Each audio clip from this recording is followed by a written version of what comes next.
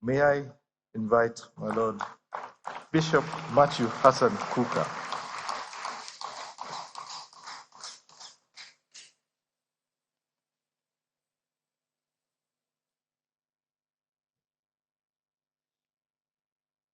Your Excellencies, Mr. President and the Vice President and our brother, friend, the former President of Kenya, other distinguished ladies and gentlemen, I'm sure that many of you may already be nervous as to what Bishop Kuka is going to say.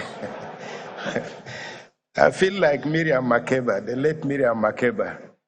She said that every time I stand up to speak, and they will say, here comes the troublemaker.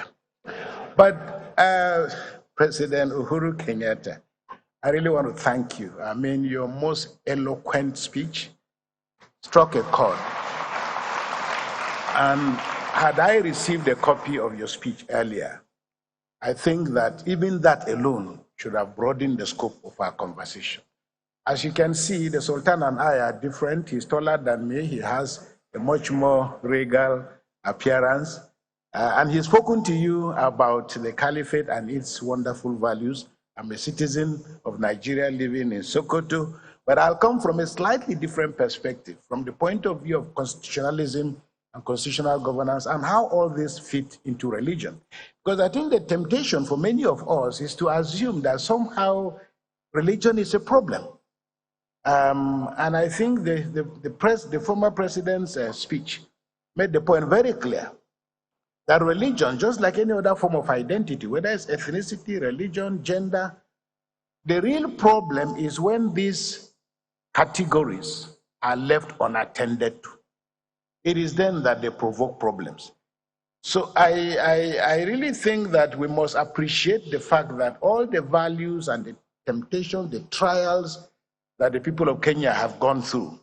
In summary, what struck me very powerfully was the idea of the tyranny of numbers, the tyranny of victory.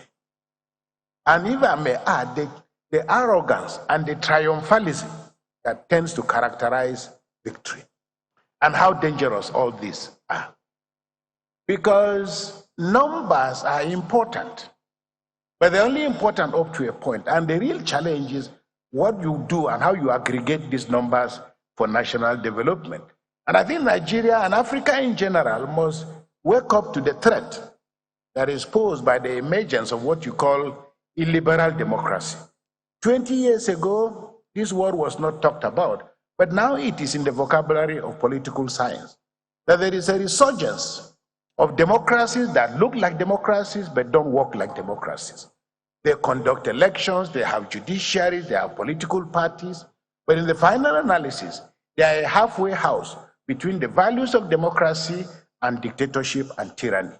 And I think that the guest speaker has given us all the ingredients we require to be able to walk through the challenges. And I saw the Vice President-elect smiling. He's somebody I already know.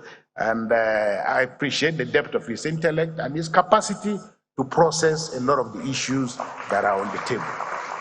There are many people, including Christians, who will be disappointed that Bishop Kuka is standing here, because there's been a lot has been made out of the fact that we are dealing with a Muslim set of people who have won the elections. What are the implications of this for Nigeria? And of course, with one side of our mouth, we also say as Nigerians that we want people to be able to govern us, who love us, who cherish us, and who understand the principles of the management of diversity. Now, we will not be nervous, and we really should not be nervous about the future. Not only because it is in the hands of God, but I think that the greatest value, and I hope that this lecture that has been delivered by Uhuru Kenyatta, although unfortunately, sir, you've been in Nigeria twice, but we're not yet Uhuru. We are aspiring. We're not yet Uhuru yet. But I hope that it provides the incoming government with the texture, the material that it requires, because how to build a good society is not a complicated thing. It is not a complicated thing. And the principles and the question, because one of the things that SGF said to me was also the fact that we'll be talking about the fact that as Nigerians, we are better together. Everybody knows that we are better together. But the first question to ask is, who are we? After 9/11, the American political scientists were asking the question, who are we? Because there was a problem in terms of who people are. And I think if you live in Nigeria, all of us know. And this is why those who listen to me will attest to the fact that I don't like to talk about religion, in part because I don't believe there is a religious problem. But somehow the Western media, the Nigerian media, and the political elite have assumed the fact that there is something between religions and that there is a conflict between religions. There is absolutely no conflict between religions. I say to people, assuming, for example, we all have knives in our houses. Assuming you come back from work and your wife is in the kitchen and she comes to welcome you with a knife in her back with which she's been slicing onions, you will have no problem entering the house. But if you had a fight with your wife before you left the house and your husband comes back and knocks on the door and you see your wife with a knife, you will pull back. So knives by themselves are not a problem. It's what you do with them. In the same way that, identities are not a problem. Identities are not a problem. It's how you activate those identities and what you do with them. Now, will I be walking around Nigeria and people say to me, we worry about you being in Sokoto, and when I speak, I can tell a million stories. And I give you an example. What happened in Sokoto? With the tragic story of Deborah. I had gone for a burial of the father of one of my priests, and I was on my way back in a car when I got a call to say that one of my priests called me to say, look, this is what is happening. And I got to Abuja, and I got telephone calls from everywhere.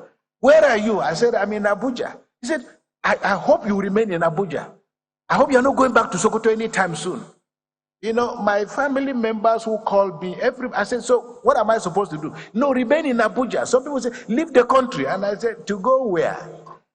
And people could not understand. When I had to go back to Sokoto the next day, people said to me, I had to just tell my friend, where are you? I told them I'm in Abuja. But when I got to Sokoto, I walked to my house. And for me, it's a very powerful image. As I entered my house, just as I got to the gate, I saw an armored tank, soldiers, their numbers, guarding my house. And I was touched. I came out of the vehicles and I greeted all the soldiers. I shook all of them. But I saw from their faces, they looked to me very much like Fulani people. The soldiers who were guarding my house. By their height and so on. So when I went in, then later in the evening, I came back and I started talking to them. There were about 12 or 14 of them. First of all, I looked at them with all their equipment, they're there in my house. After we greeted, I went back. At about 6:30 to 7, I came out, stood by my balcony, and I saw all of them done their ablution. They are preparing for their salah, and they prayed in my house. I'm looking at them. And this is Sokoto I'm supposed to be running away from. And here are these people, they are Muslims, they are Nigerians, they are here to protect me. Nigeria is a complex country of great possibilities, great contradictions, about which we will not be in this crisis. Managing diversity is a science. The World Bank knows this. My brother, Dr. Akunyumi, is here. He's going to talk about all this. They understand, and no country, no business, no family, no organization has a future if you don't figure out how to manage diversity. I want to conclude by saying religion has been turned into a weapon, and it's a weapon of choice for politics and politicians. The danger and the challenge for us as religious leaders, because the Conservative Party in England, because the British government was a theocratic state, so to say, and the Conservative Party was literally part of the Anglican Church. And the joke used to be that the Anglican Church is the Conservative Party at prayer. The danger with being captured by politicians is that religious leaders, and I tell people, when people talk about Asiwaju Bola Tinubu, Atiku, Peter Obi, and all of these people, I work with the vice president-elect. I served for 6 years or so in Atiku's university. Peter Obi is my very close friend of very many years. And I'm like, I'm a Nigerian and I can work with anybody. And we must get to that point in which we have enough trust in ourselves. So religion in Nigeria, the section 10 of the Constitution talks about the fact that the state should not adopt religion as a state religion. But we know that the reality is completely different. So the challenge for us going forward is to address the issue. What is the point, the meeting point between religion and politics? For us as Christians and as Muslims, we must understand we are first of all citizens of the Federal Republic of Nigeria who just happen to be Christians or Muslims. We could be anything else. And our inability to appreciate those differences also is directly related to the way the political class has continued to treat us. Let me put it that way.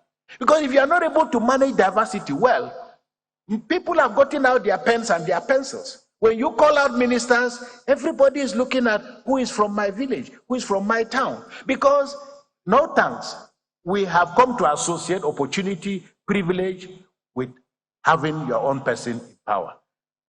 It's not the way to go, but the reality has led us otherwise.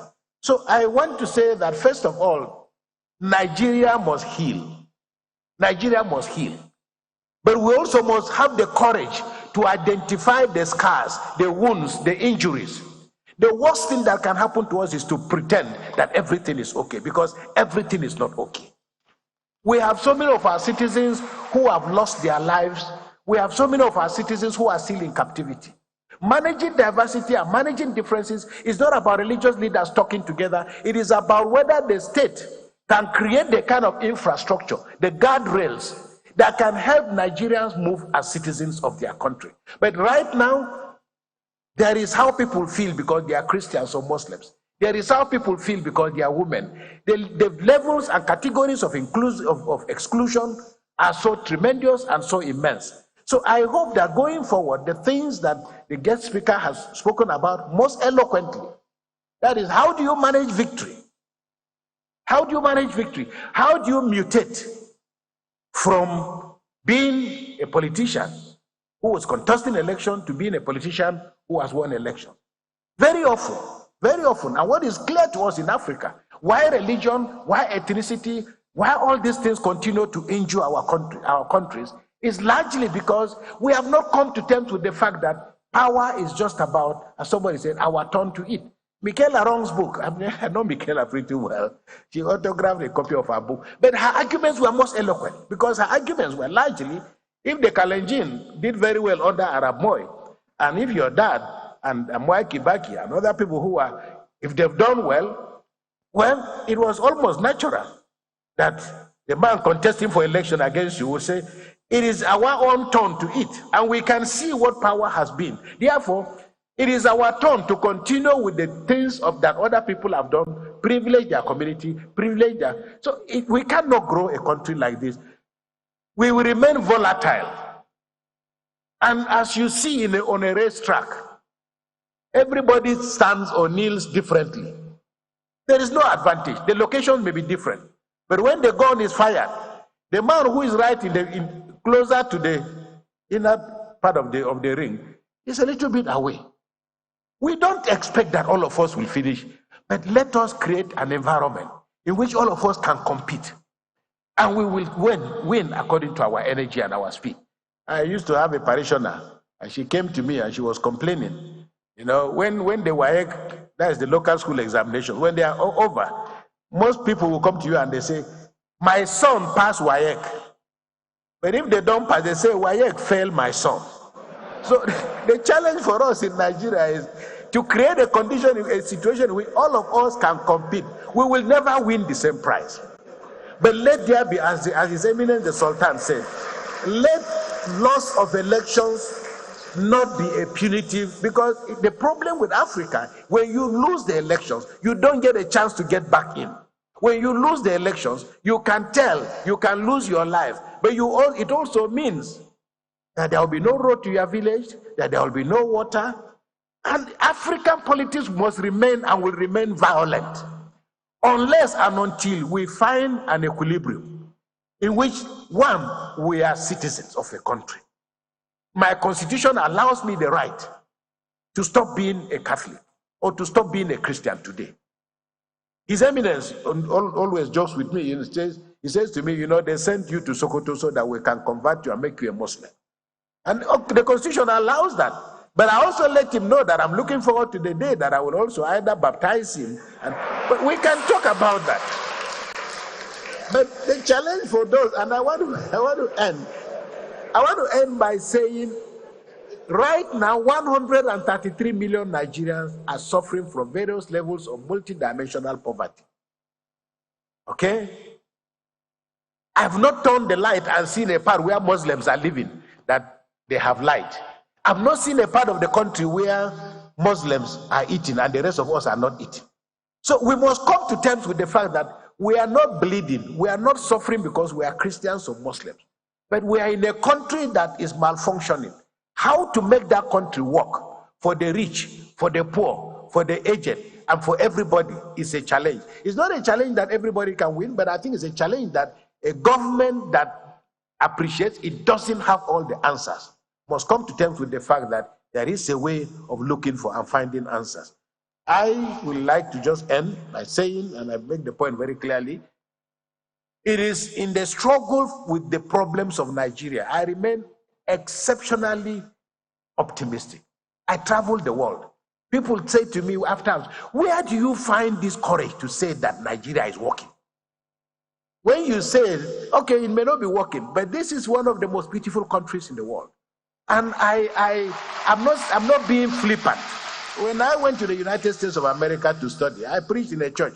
The parish priest called me and said, listen, you speak with such eloquence. I'd like you, we'll get you a green card. You can settle here in America. And I looked at him.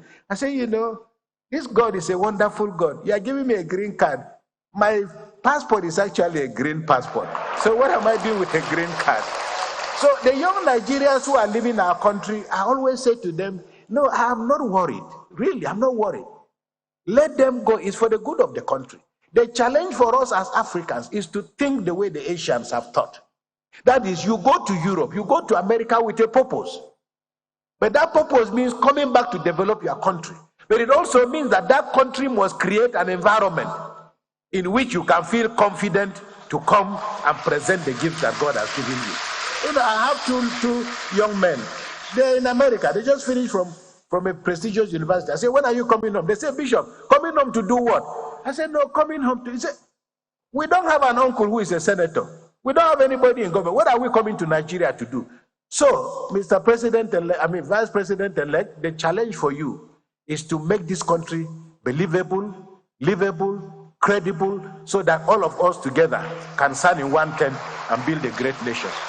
Once again, Secretary to Government, I want to thank you and thank the organizers for inviting me. God bless you and God bless our country.